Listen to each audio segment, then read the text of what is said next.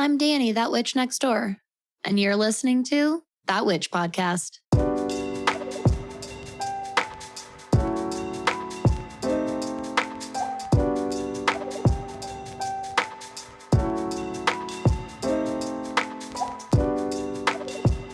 Hello, neighbor. Welcome to another episode of That Witch Podcast. I am Danny, and I'm that witch next door, and I am so excited that you're here today. As soon as I thought of this episode topic, I actually immediately worked into the schedule and was like, I bumped a couple other things down the line.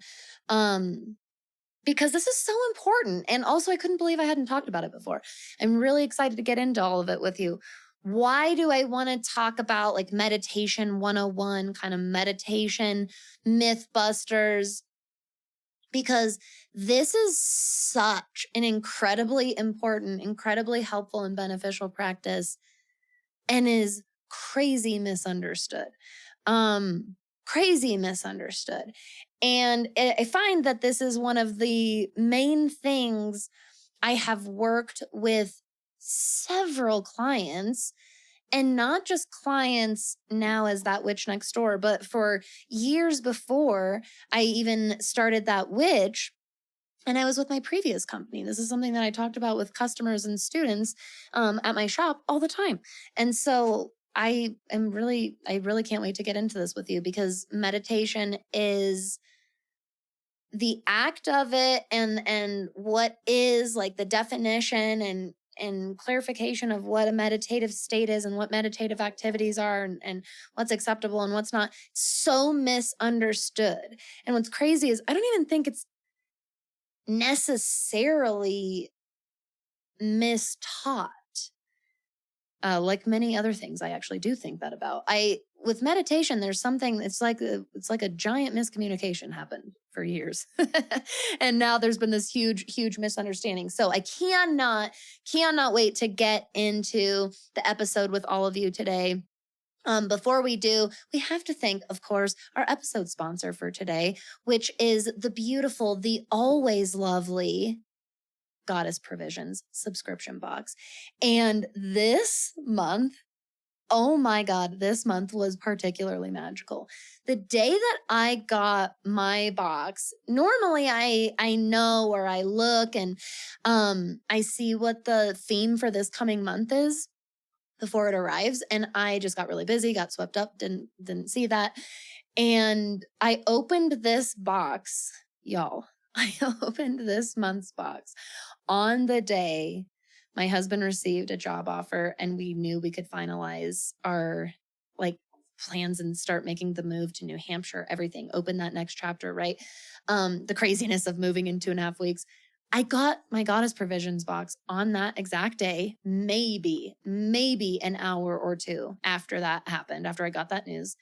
And I opened the beautiful purple box. We love when the purple box comes in the mail. We know it's Goddess Provisions Day. And I open, and the note at the top, which is the theme for the month, says, abundance flows to me. And it is this gorgeous, sacred box of money and abundance magic and success magic. And it was so cool opening that. This is for sure one of my favorite boxes that I've got so far, sheerly for the creativity behind the items that were chosen this month. There's a really cool money ritual kit with different herbs and crystals. This really gorgeous crystal grid cloth that it came with, this adorable little mini quartz generator tower, the tiniest, cutest thing I've ever seen. It is so perfect. I'm adding all of it to my travel altar. It could not have come at a better time for me. And so many people I know really are needing this abundance magic in their life right now. So you can get your box, you can get your abundance magic box with Goddess subscriptions in the show notes below. When you subscribe, you're also helping to support That Witch Podcast too. So it's a big win-win, helping to support the neighborhood. But listeners of That Witch Podcast also get to save $5 off their first month with Goddess Provisions. So you can find the code SAVE5 TWND. That's our code. You can find our code, the link to subscribe in the show notes below. Make sure if you want to get in on the abundance magic and you want to make sure you get this month's box, you do need to subscribe before the 17th to guarantee that you will get this month's box. And it is absolutely stunning. I cannot wait to do all of my money rituals. And now I get to do them while we're on the road, heading toward our abundant new chapter. Oh, so exciting. Thank you so, so much, Goddess Provisions. All right, on to meditation 101. So I talked to you a little bit about why I want to do this episode. What is a meditative state? This is probably the most important place to start. This is different for everybody. But probably the most important thing I can tell you is this notion that meditation and the only way to achieve a meditative state and what that is and what that looks like is some perfectly empty, thoughtless, blank mind is just, it's inaccurate, quite honestly. It's a very poor way to describe that. It might be a very accurate way to describe it for a very specific person, or to just be describing a very specific type of meditative state. That type of meditative state is valid and accessible, and some people can get to that, and that's what that is for them. That's great. But the truth is that a meditative mind and a meditation practice that supports mindfulness practice and supports peace of mind is different for everybody. And of course, it's different for everybody. The fact that we believe so strongly that we have to fit into some specific definition, and that means we achieved meditation. Oh my fucking God. It makes so much sense in our Western society why most Westerners would assume that and believe that, because our school system, especially in the States at the very least, only system I can really comment on, our school system is so setting you up on a one-way track for a very one type of life path, one type of career path, one type of education path. The whole thing is for, it's created for one, maybe a few archetypes of people or types of learners. But for the most part, it really encourages like forcing yourself to fit in a mold, forcing yourself to fit in a journey that's not yours. And so it would make a lot of sense why we apply that to all kinds of other areas of our life when it comes to working for something and accomplishing something. And a meditative practice is working toward and for mindfulness and peace of mind. So, it is this path to accomplishment. It makes a lot of sense why we try to force ourselves into learning it and accomplishing it in one singular way based on like the main way we learned about it, I should say. Again, I don't even want to say the main way we were taught about it, because the truth is that most of us weren't even taught meditation. You may have been, depending on your background, depending on your caregivers, depending on who you had access to, there are plenty of people that meditation was a part of their childhood. There's a fuck ton of people that is the opposite. I was also one of those people. I was young when my dad started talking to me about him meditating, but that also happened when I was an older child. So I was young compared, in the scheme of life, but in the spectrum of childhood, specifically in adolescence, I was getting closer to the older side. I don't think I started trying to meditate. Oh man. It'd be really cool if I could remember like when I first started trying. I guess college? I mean, I would do things in high school when I was by myself in my room, whether it was like journaling or creative writing or like crafting. there were times that in hindsight, when I look back, I'm like, yeah, it was probably achieving a meditative state, but I did not set out to meditate probably until college. I remember getting, I would assume my gateway into meditation was yoga practice. That was something that I really enjoyed. I mean, right after I first started, and I started probably toward the end of high school. But I think the first time I went to a yoga class, that's probably one of my first introductions to like being guided.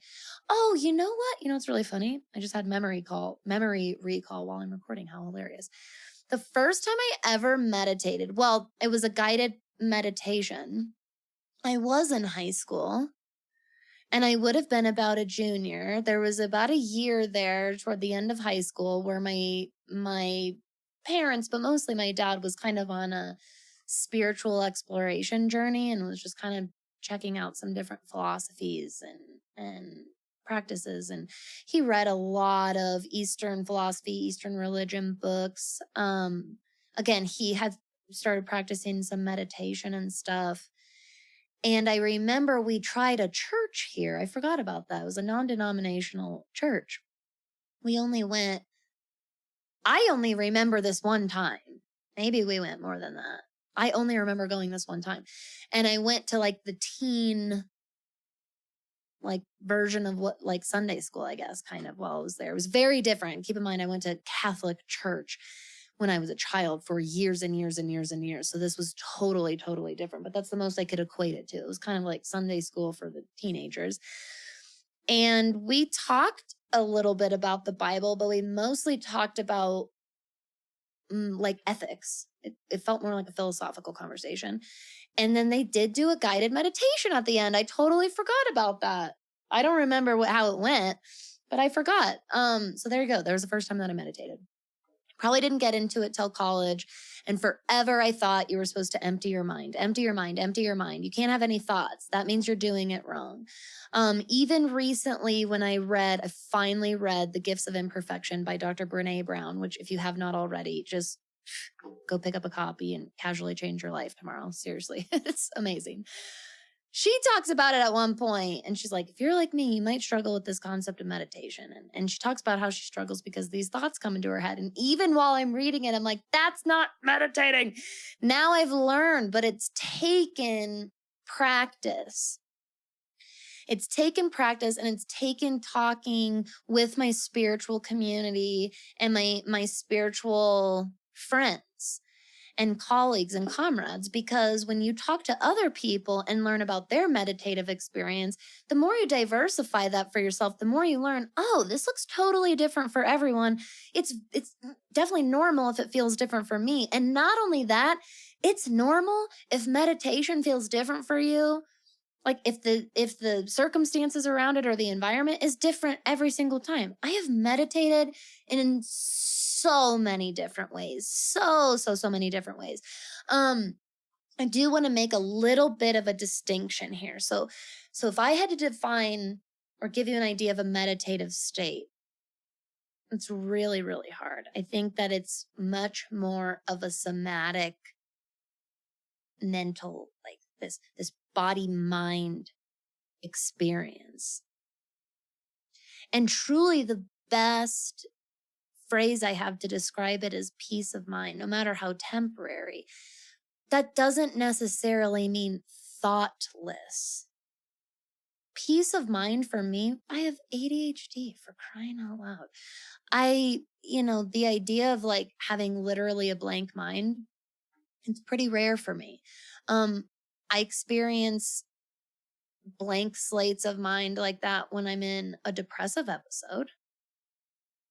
So there's context here. We have to take into consideration. It depends on the situation.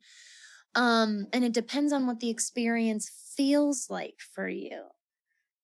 But I think the best way is to say it feels like peace of mind, whatever that feels like for you, even if it's for a brief moment. And there's a reason I say that. So if you've ever followed any of my visualizations, some of my like short, brief guided visualizations, whether that's on the show or in school or if you're a client of mine and we've done that. I always say those words, and that's common in guided meditation. You'll hear people say, can you let go of that, even if it's just for this brief moment in time while we're here together? When you're reminding your mind that, you're not giving it some long promise to keep. You're not giving it some long commitment. It helps a lot. It helps you stay present in the moment because you know it is going to be fleeting. It's going to end. Your mind's going to wander. You're going to get distracted. Something's going to come grab your attention. You're going to go focus on something else. Like, of course. And so walking into it, knowing that it's temporary, that really, really helps. What also helps me is understanding the difference between meditation and visualization. So visualization is more active to me and more generative on the individual's behalf. And meditation is more of a receptive and receiving state on that individual's behalf. It's more about opening up and listening and receiving.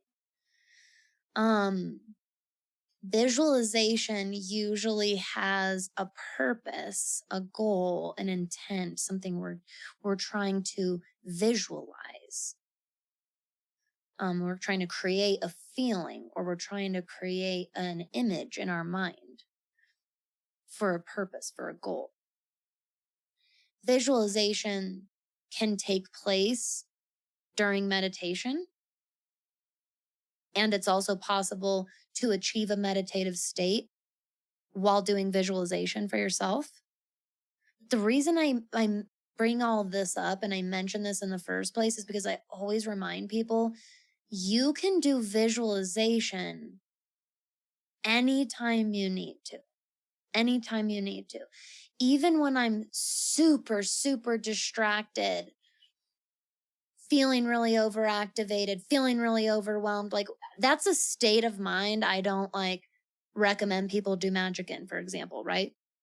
I still recommend doing visualization because I do that for myself during that time because I visualize calming. I visualize calming imagery or feelings or an orb going around me or cleansing myself of those overwhelming thoughts and then putting like a protective orb around me so that they can't keep entering my mind. Like I can do visualization when I'm in a really, really, really difficult, overactive place. I cannot always achieve a meditative state if that's the way that I start. It can happen. You can do enough grounding and breathing in the moment, even on a really, really difficult day or coming down off of some serious, serious overactivation. You can regulate and get yourself into a meditative state. And it's important. What do we always bring back up around here? We don't force anything. We don't want to force anything either. So if you're feeling overactivated, if you're feeling like meditation would be a really good idea right now and you want to try it out and you are, and it's just not working and you're getting to a place where you notice you're trying to force it, that's a great time to walk away. Instead of meditating, we should probably be trying grounding in that moment. We should be probably trying energetic cleansing in that moment. Maybe topping that off with a little bit of protection, right? Ground, cleanse, protect. I think it's really important to give these little tips and techniques because I think that people think that meditation has to be this grand, hour-long, beautiful experience where you had no thoughts at all happening and yet somehow you also were able to channel a divine message and see all these beautiful things, but at the same time you had peace of sure, it happens. That's happened for me. I've had some really dope meditations that were able to I had the time, I had the space, I was in the right frame of mind. My mind was able to be on that frequency. I was able to get there and stay there. Cool. It was great. And I'm not trying to downplay it. It is a beautiful experience. And it's so important to me to remind you that the only reason that was able to happen for me is because of how much I practice meditating and mindfulness and peace of mind on a much, much, much tinier, simple day-to-day level. I started realizing, years before I got good and then I started practicing with this, I realized in my spiritual journey, oh, I'm able to achieve this meditative state of mind. I had finally achieved it, and I had achieved it outside of traditional meditation. For me, one of those places, driving in a car, especially by myself. Um, but it can even happen with other people in the car. Probably because I have ADHD and it's like the perfect amount of stimulation that my brain is just able to like get on that beautiful frequency and put me into a really, really, really meditative state. Can totally happen while I'm doing dishes. Not all chores, which is fascinating to me, but specifically dishes. There's something so, in a good way, robotic about doing dishes for me, and it totally gets me to a meditative state. My husband, one of my lovely clients and friends and listeners of the show, Andrea, shout out to Andrea. My husband and Andrea, they get to a meditative and can achieve meditative state sometimes the easiest from listening to like super, super, super heavy metal, like heavy fucking metal music. That is not my experience. I'm not able to achieve a meditative state if I'm listening to heavy metal. But there's music I listen to that does help me get there. And my husband's like, absolutely not. That would be so fucking distracting for me. So the first step is recognizing everyone achieves a meditative state differently. It looks a little bit differently. It gets tripped by certain things, a little bit different things for everybody. You got to first turn on your awareness to it, okay? And notice when it happens for you, when you feel that just peace of mind. I wish there were better words for it. I really do. And then you want to encourage those things. The first step I did was like when that would happen in the car, I wouldn't rush it away. Once I turned on the awareness to it, I'd lean in. Same thing when I would do dishes. Then you take it another step further after that. And you start doing those things kind of on purpose or with the intention of meditating, okay? Here are once you start doing that more and more frequently, I promise the practice will build on its own. I promise.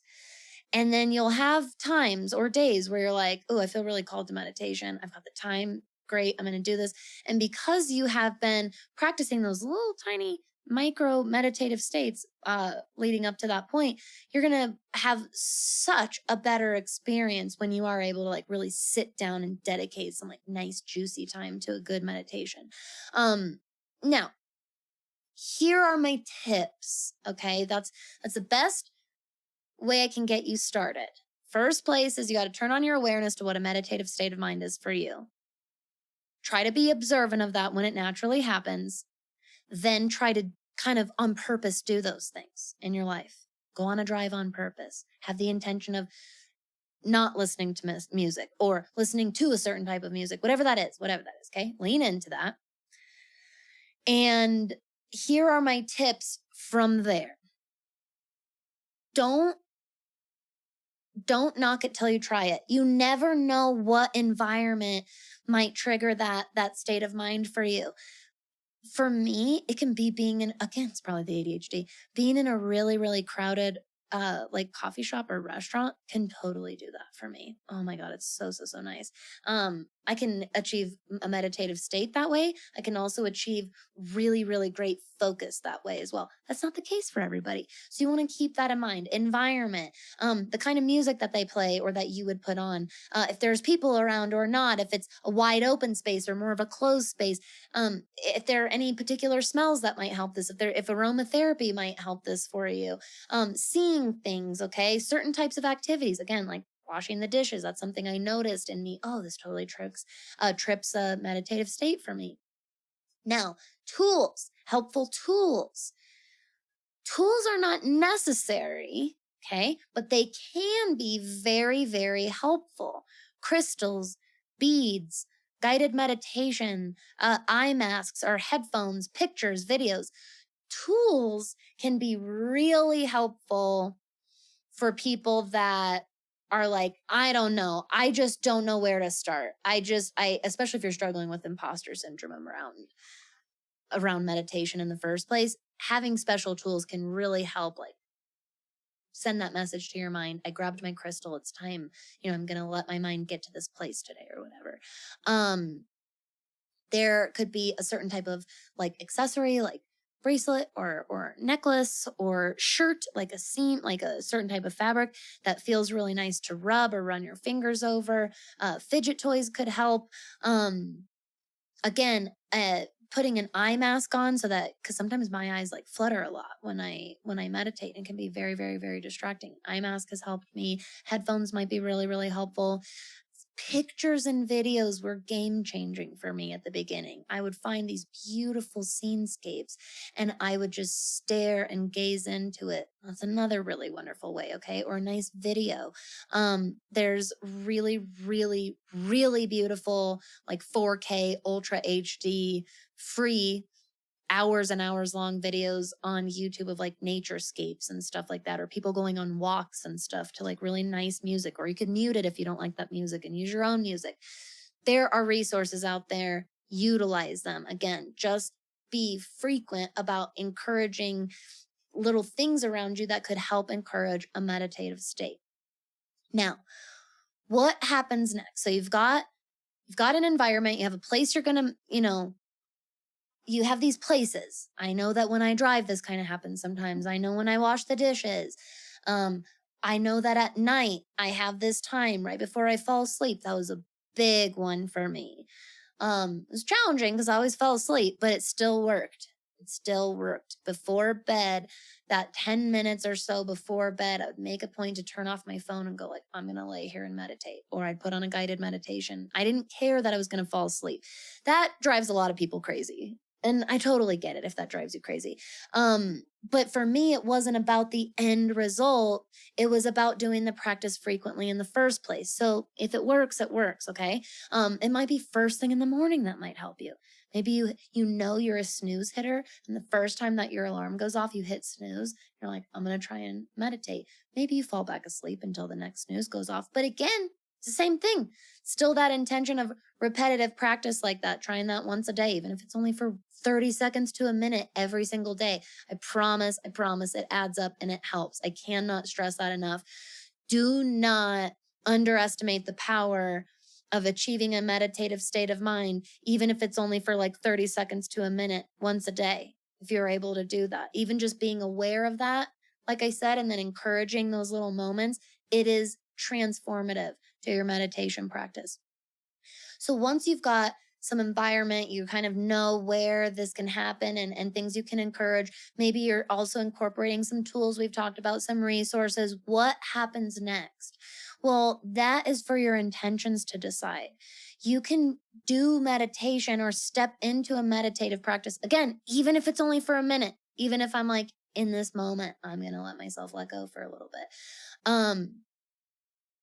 It can really help to just have a very brief intention. A lot of times my default intention, aka when I can't really think of anything specific in the moment, is just peace. Again, I come back to that peace of mind intention. Okay, that's more than enough of an effective intention. But these can look like peace, release, focus. Your intention could be exploration, surrender, connection, spirit work, connecting with your guides, connecting with your Akashic records or your past selves, connecting more and more to your ethereal body, connecting to your astral body. There's all kinds of directions you can take your intentions, okay? Or little intentions you can allow to kind of rise when you start achieving these meditative states. It doesn't have to be the same one over and over and over again. The consistency will build in and of itself. The fact that you're just, hey, I'm trying to sit here and achieve present peace of mind for a moment. And even if that lasts for 30 to 60 seconds, like I said, and you do that once a day, I'm telling you, after even a few weeks, and then especially after a few months, it will transform your meditative practice for you. My last bit of advice is try things, try stuff out. It's okay when stuff doesn't work. Make note of your experience. Talk about it with friends. Talk about it with your spiritual community. Talk about it with each other in the neighborhood. Write it down in your journal. Make note of your experience. The more that you do this, the more you're training your brain to know when we're in a meditative state and when we're not. And we start, it helps build this habit practice of, okay, the next time I sit down in my car to drive and I say, okay, today I'm going to leave the music off. Again, this is a personal experience. This is what helps me achieve a meditative state. There might be a type of music for you. I'm like, okay, I'm going to do this 10-minute drive. I'm going to purposefully not turn the music on. And I'm going to try and just have peace of mind here. And that simple goal, even if I'm only able to do it for a couple of minutes, the fact that I knew I was going to do that 10-minute drive every day, and I made a point for like at least part of that drive to turn off music and try to open myself up to achieving a meditative state, that has now wired my brain so that we can so much easier get into a meditative state when I get in the car and I turn off the music. It doesn't take nearly the unpacking that it used to. So just keep trying. Don't say, I can't meditate, I'm not good at it. Keep trying. Don't put expectations on the amount of time. Don't put expectations on the experience itself. Okay? This is a great episode to bookmark and come back to.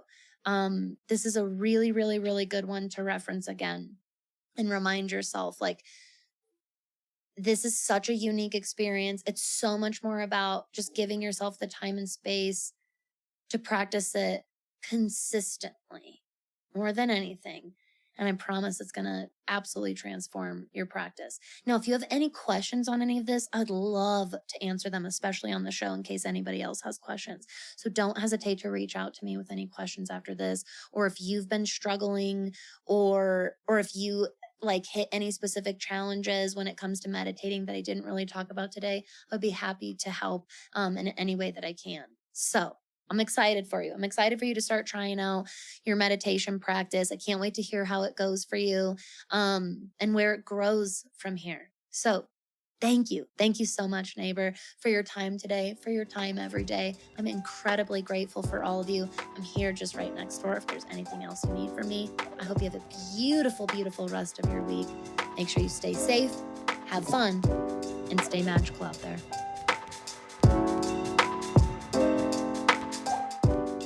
So much for listening. If you enjoyed That Witch podcast today, I would be super, super grateful if you would take a moment to head over to Apple or Spotify and leave a rating and review. It really helps to support the show. Or if you just have a friend that you think would enjoy what we're doing, what we're talking about here, you can just share the show with them as well. Now, if you yourself like what you're doing here and you want to get more into the magic of the neighborhood, I highly recommend checking out my monthly membership, That Witch School.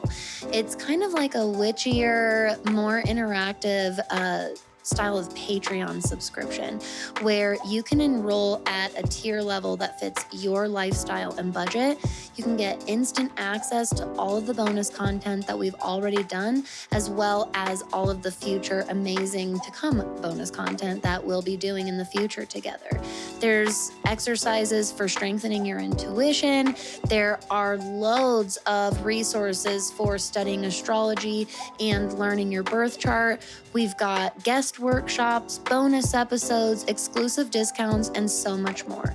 My full-time students also get exclusive access to Mighty Networks, our private online community platform, which is basically like a way better and way more magical social media platform with a bunch of really cool people like you that just want to learn from and support one another on this witchy spiritual journey.